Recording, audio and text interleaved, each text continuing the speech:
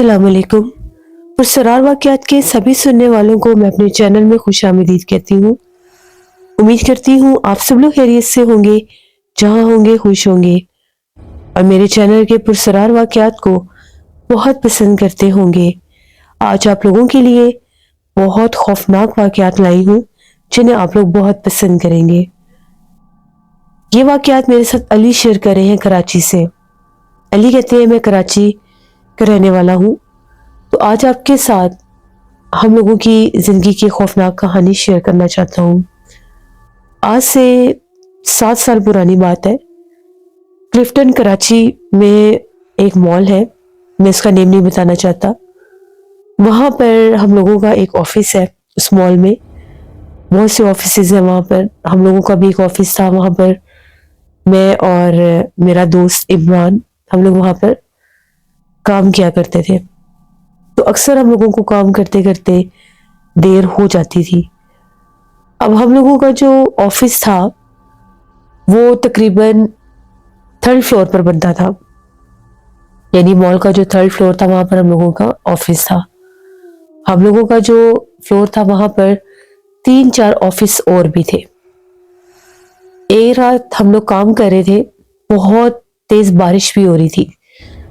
तो मैंने और इमरान ने कहा कि चलो थोड़ा सा और काम कर लेते हैं, बारिश थोड़ी कम हो जाएगी तो फिर हम लोग चलेंगे।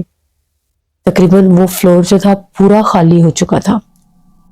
सिर्फ हम 2 बंदे थे और एक हम लोगों के साथ वो वॉचमैन था। हम लोग काफी देर काम करते रहे, 2:30 बज गए।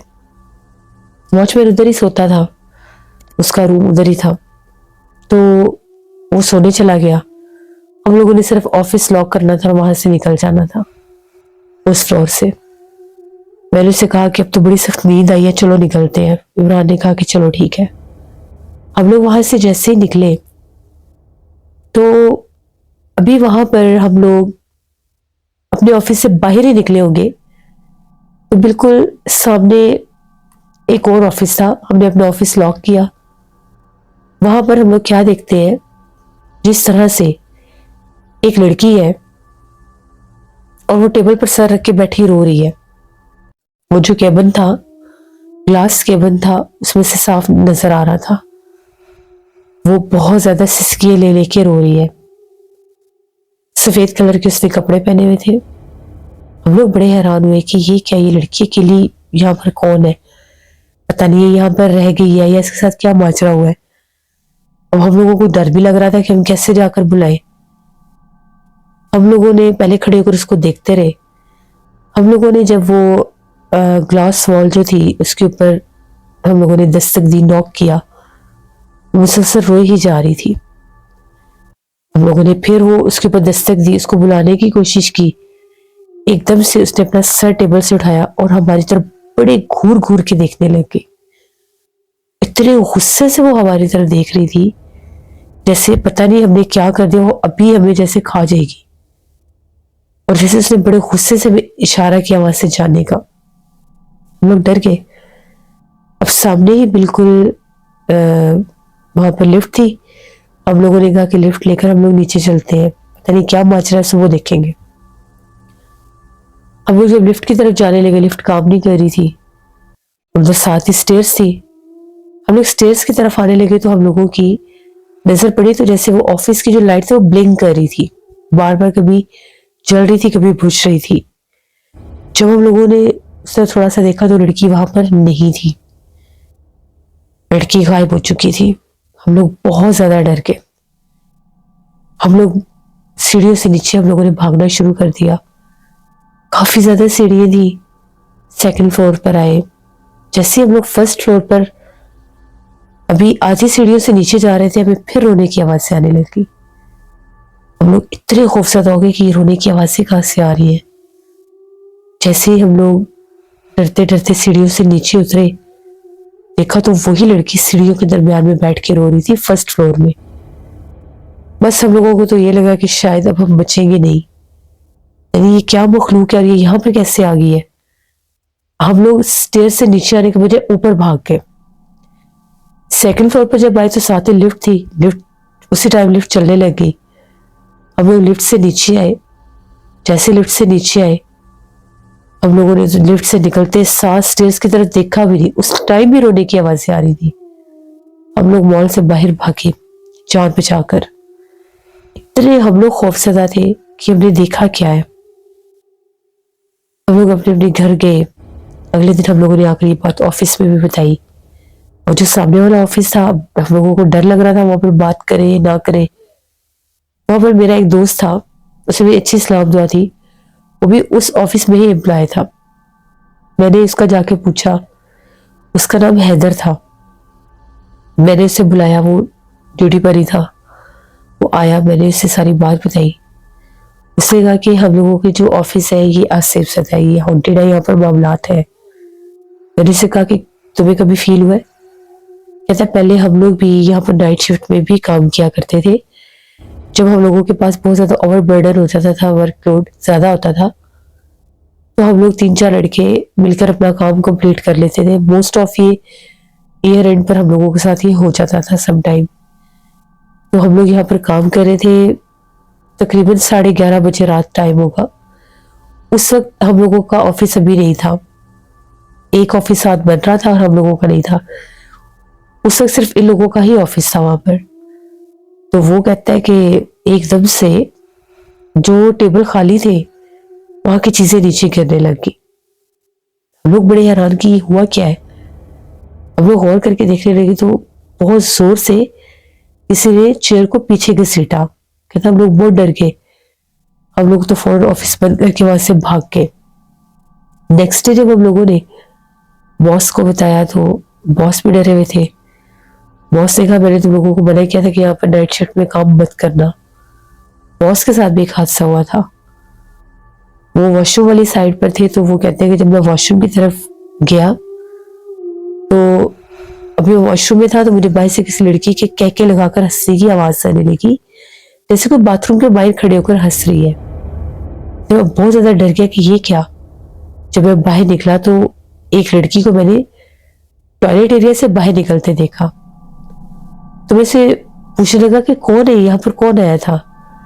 कहते मैं फौरन से भागकर जब आगे गया तो वहां पर कोई भी नहीं था। और जब मैं टॉयलेट एरिया से बाहर निकला तो बड़ी बेहानक मुझे एक चीख सुनाई दी।